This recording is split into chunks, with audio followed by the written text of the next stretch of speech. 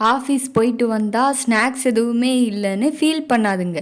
உங்ககிட்ட தோசை மாவு இருந்தால் மட்டும் போதும், 5 மினிட்ஸில் ஒரு ஈஸியான ஸ்நாக்ஸ் ரெடி பண்ணிடலாம். அதுக்கு பேன் நல்லா ஹீட் ஆனதுக்கப்புறம் கீ ஆட் பண்ணிவிட்டு இதே மாதிரி கோகோனட்டை நல்லா ரோஸ்ட் பண்ணி எடுத்துட்டு தோசை மாவில் ஆட் பண்ணணும். நெக்ஸ்ட்டு அது கூடவே கொஞ்சமாக ஏலக்காய் பவுடரை ஆட் பண்ணுங்கள். நெக்ஸ்ட்டு உங்களுக்கு தேவையான அளவு நாட்டு சக்கரை ஆட் பண்ணுங்கள். நெக்ஸ்ட்டு அது கூடவே கொஞ்சமாக சால்ட் ஆட் பண்ணுங்கள். அவ்வளோந்தாங்க.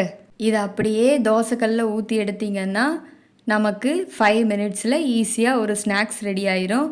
இதோட கீயோட ஸ்மெல்லும் சேர்ந்து அந்த கோகோனட்டை நம்ம ரோஸ்ட் பண்ணி சேர்த்துருக்கிறதுனால ஃப்ளேவர் சூப்பராக இருக்கும். ட்ரை பண்ணி பார்த்துட்டு எப்படி இருந்துச்சுன்னு கண்டிப்பாக கமெண்டில் சொல்லுங்கள். இதோட டேஸ்ட்டு எப்படி இருக்குன்னா ரோட்டு கடையிலலாம் தருவாங்கல்ல ஸ்வீட் பணியாரம், அதே மாதிரி இருக்கும். இப்படிப்பட்ட ஈஸியான ரெசிபிக்கு நம்மளோட சேனலை சப்ஸ்கிரைப் பண்ணி வச்சுக்கோங்க.